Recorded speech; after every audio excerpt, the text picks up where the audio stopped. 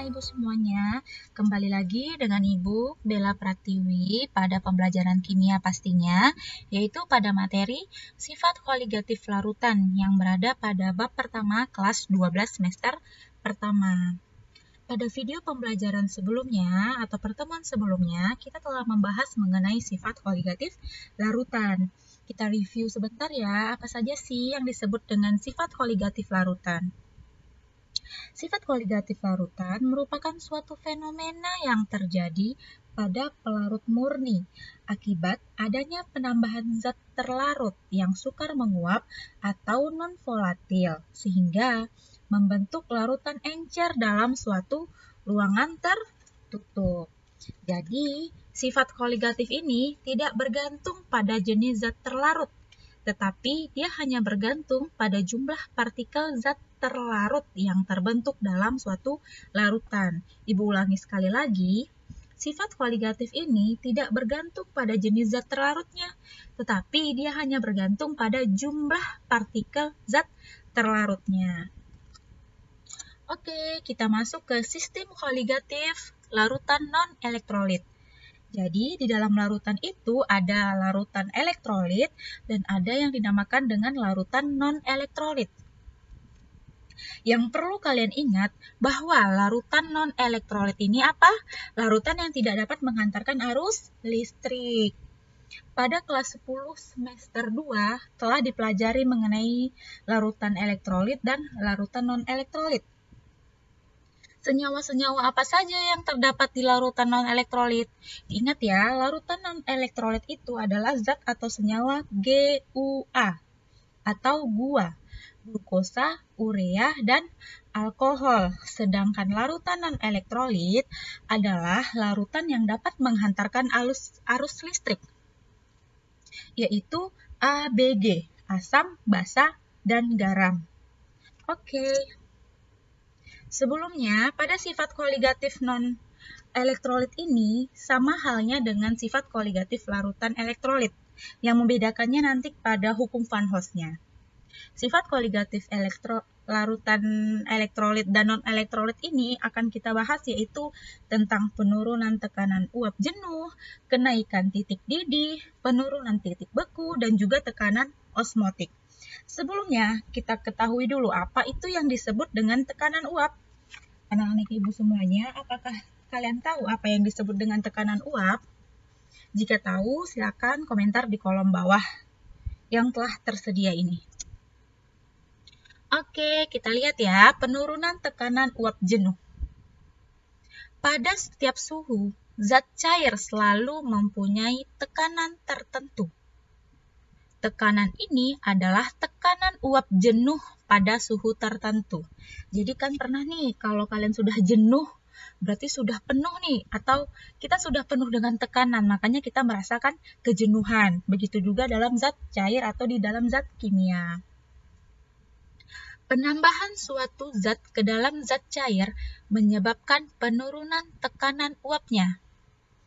Jadi, kalau misalkan suatu air aja nih yang kita rebus, atau ya yang kita rebus dengan air yang berisi garam.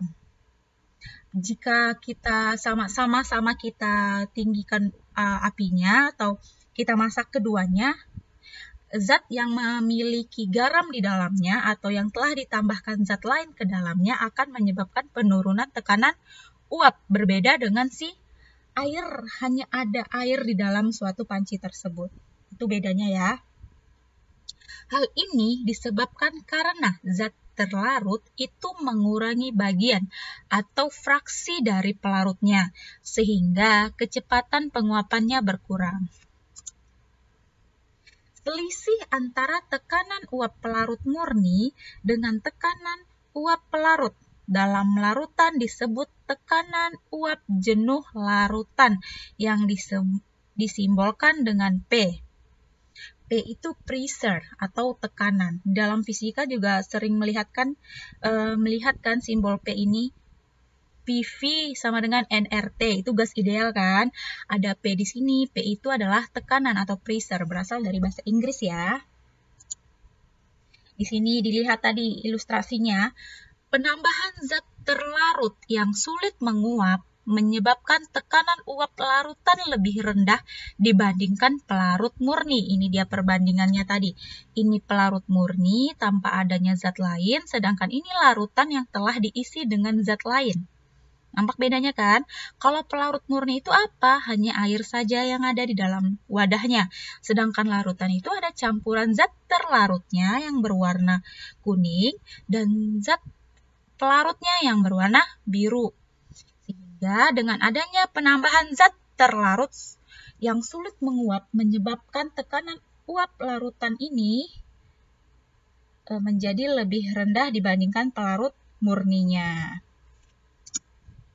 Oke, ini bisa disimbolkan dengan ilustrasi lagi. Ini zat atau air murni yang di sebelah kiri Ibu.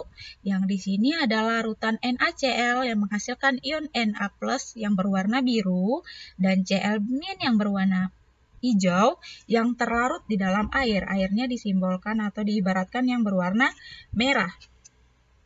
Ini kita ibaratkan dalam suatu wadah tertutup ya.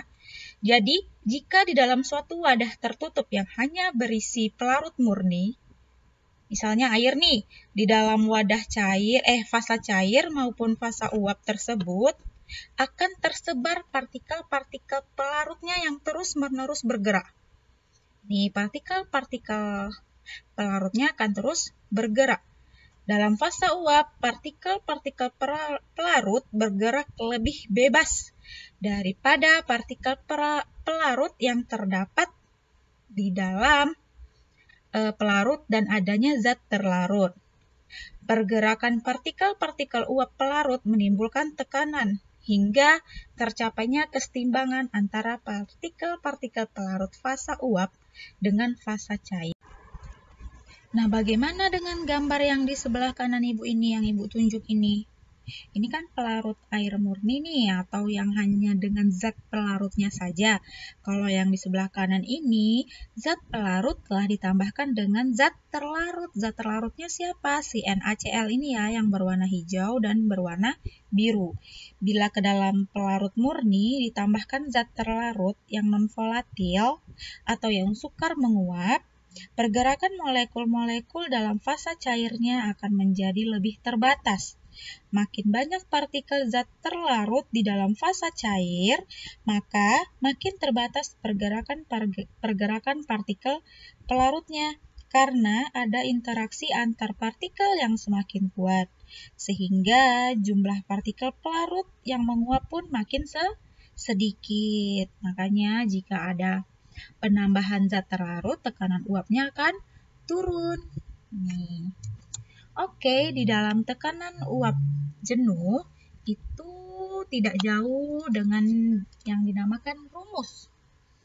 Nah, menurut Roll, rumus dasarnya itu adalah P. P itu apa? P itu adalah tekanan. Sama dengan P0 dikali XP. Kita lihat satu-satu. P ini adalah tekanan uap jenuh larutan. Sedangkan P0 ini, P0 ya, cara membacanya adalah tekanan uap jenuh pelarut murni. Oke, pelarut murni siapa biasanya? Adalah air. Selanjutnya XP, masih ingat kan tentang fraksi mol? Ini adalah fraksi mol pelarut. P di sini adalah pelarut. Karena XP ditambah XT sama dengan 1, fraksi mol pelarut ditambah fraksi mol terlarut adalah 1, maka persamaan di atas ini kita perluas lagi nih menjadi P sama dengan P0 dikali 1 dikurang XT. Kenapa 1 dikurang XT? Karena XP. Cara mencari XP kayak mana? Kita pindah ruas, yaitu 1 dikurang XT. Bisa lagi diturunkan P sama dengan P dikurang P0. P dikurang P0 ini dari mana? Kita kali silang gini. Nih, P0 dikali 1 itu P0. P dikali min XT sama dengan XT, gitu kan. Selanjutnya yaitu kita pindah ruaskan lagi. P0 dengan P. P0 dengan P, kita kurangi P0 dikurang P sama dengan P0 dikali XT. Sehingga didapatlah rumus benarnya yaitu delta P sama dengan P0 dikali XT. Beda ya, delta T. Delta P ini adalah selisihnya. Delta P adalah penurunan tekanan uap jenuh larutan. Atau bisa disimbolkan delta P sama dengan P dikurang P0 dikurang P. Itu sama dengan delta P. Oke, delta P apa tadi? Delta P sama dengan P0 dikurang P. Atau delta P sama dengan P0 dikali XT. P0 adalah tekanan uap pelarut murni, XT-nya adalah fraksi mol zat terlarut. Jadi banyak ya rumus yang digunakan untuk delta P ini. Ini yang pertama, ini yang kedua, ini yang bisa kita gunakan untuk mencari delta P-nya ya, rumus ini. Oke, kita lihat contoh soalnya. Di sini dibilangnya, hitunglah penurunan tekanan uap jenuh air bila 45 gram glukosa, MR-nya 180, dilarutkan ke dalam 90 gram air. Diketahui tekanan uap jenuh air murninya 20 derajat Celcius adalah 18 mmHg, milimeter raksa. Langkah pertamanya yang biasa ibu bilang, cari dulu siapa yang diketahui, siapa yang ditanya, dan rumus apa yang digunakan. Dari kita lihat rumusnya, kita bisa menjabarkan komponen-komponen apa saja yang bisa kita cari. Yang dibilangnya di sini apa? Tekanan uap jenuh air murni. Ini diketahuinya kan? Hitunglah penurunan. Berarti ada selisih. Rumusnya apa? Rumusnya yaitu delta P sama dengan P0 dikali XA. XA itu apa? XA itu bisa kita ibaratkan sebagai XT, ya, X terlarut. Oke? Kita lihat dulu satu persatu. P0-nya udah dapat. P0-nya itu apa? P0 itu adalah tekanan uap murni. Di sini tekanan uap murni 18 mm raksa. Oh iya, satuan P itu adalah ATM atau atmosfer, atau juga bisa digunakan milimeter raksa. Tinggal kita masukkan 18 dikali X terlarut atau XA, di sini disimbolkannya XA. Udah dapat belum fraksi mol zat terlarutnya? Belum kan? Kita cari satu persatu dahulu. Oke, zat terlarutnya di sini siapa? Zat terlarutnya adalah si glukosa, sedangkan zat pelarutnya adalah air. Nih bisa dilihat ya dari kata-kata dalam. Itu berarti setelah kata dalam adalah sebagai zat pelarut. Mol glukosa yaitu massa per mr, massanya 45 gram per mr dari glukosa yaitu 180.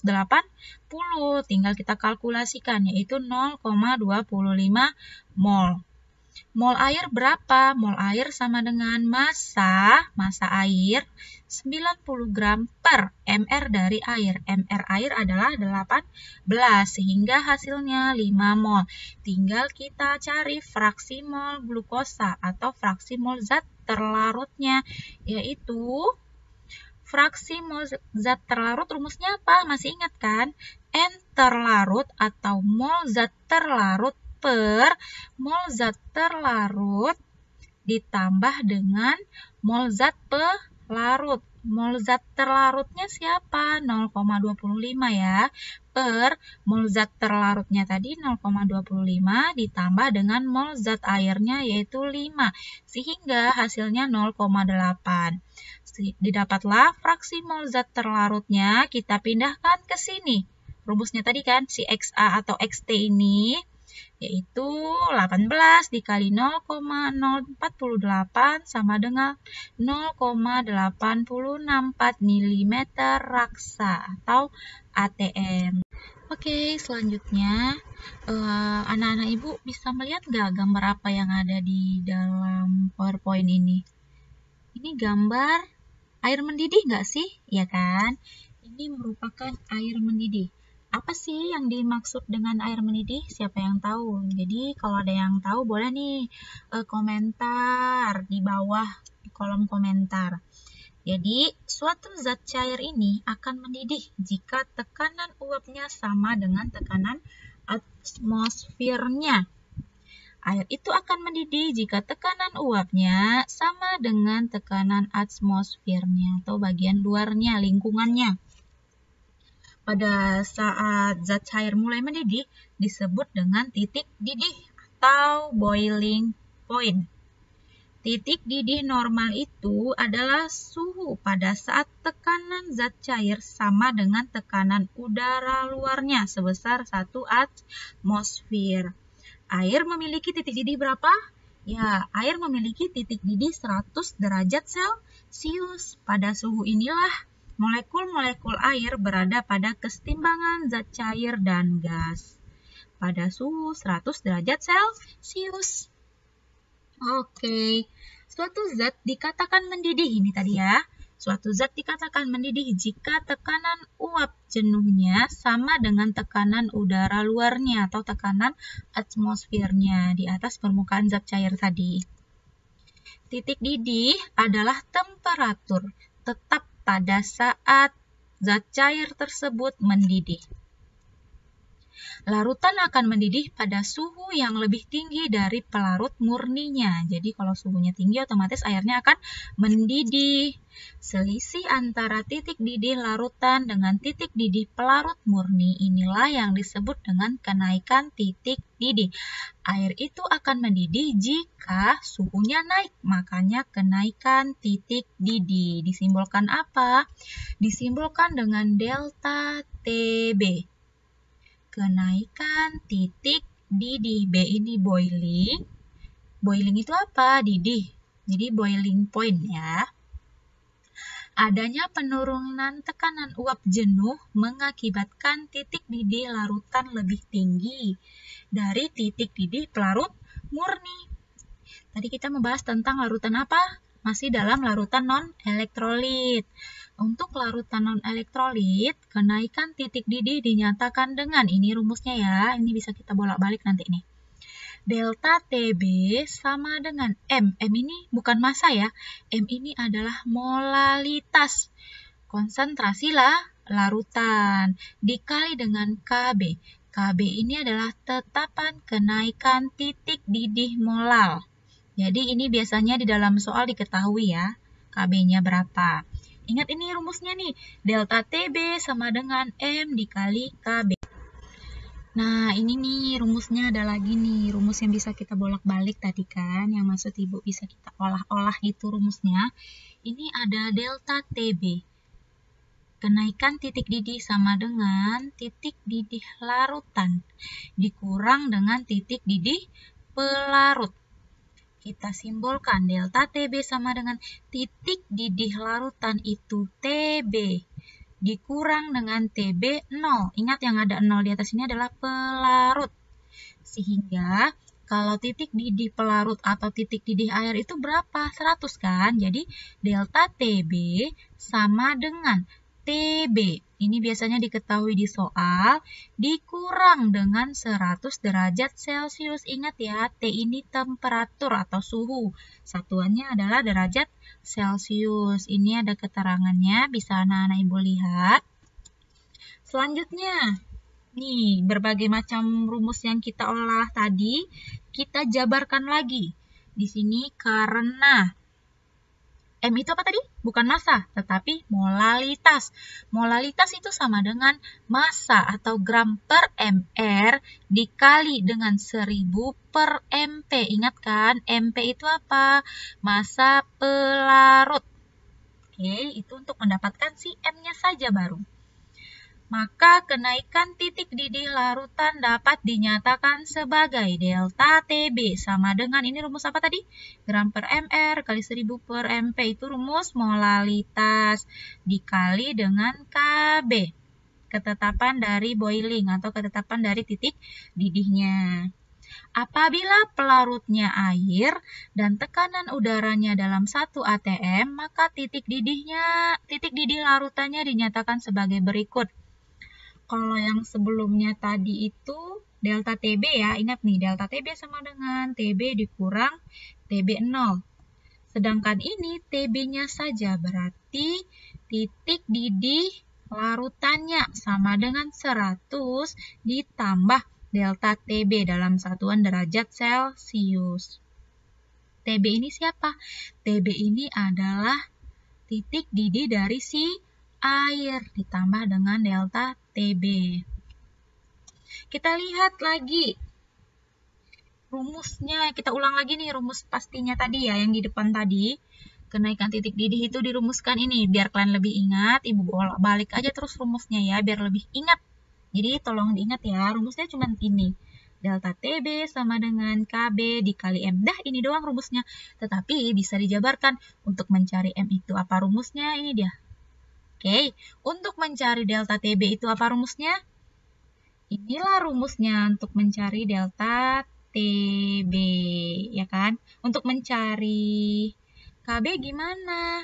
Untuk mencari KB biasanya itu diketahui dalam soal, dan juga biasanya untuk mencari KB ini diketahui, pasti ini akan kita cari, ya. Oke, kita lihat contoh soalnya. Di sini dibilangnya, tentukan massa glukosa yang harus dilarutkan ke dalam 200 gram air agar titik didih larutannya itu 0,02 derajat Celcius lebih tinggi daripada titik didih air. Yang mana MR-nya si glukosa yaitu 180, KB airnya 0,52 derajat Celcius. Ini nih maksudnya Ibu bilang biasanya KB-nya itu diketahui. Titik didih air ya, ketetapan. Kita lihat siapa saja yang diketahui. Yang pertama, P itu apa?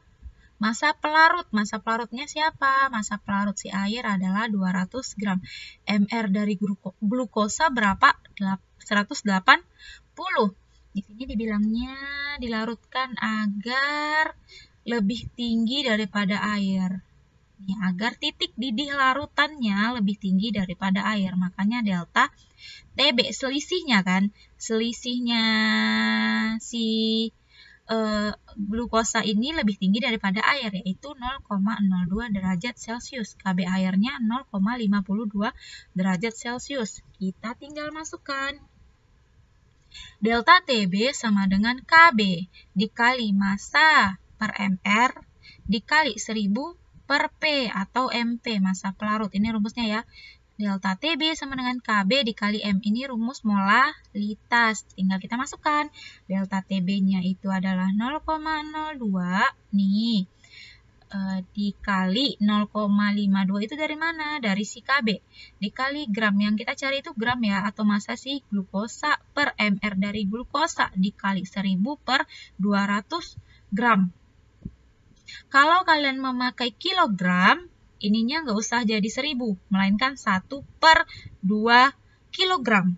Tapi kalau pakai 1000, di bawahnya harus pakai gram. Oke, tinggal kita kalkulasikan sehingga hasilnya menjadi 1,38 gram. Inilah massa si glukosa.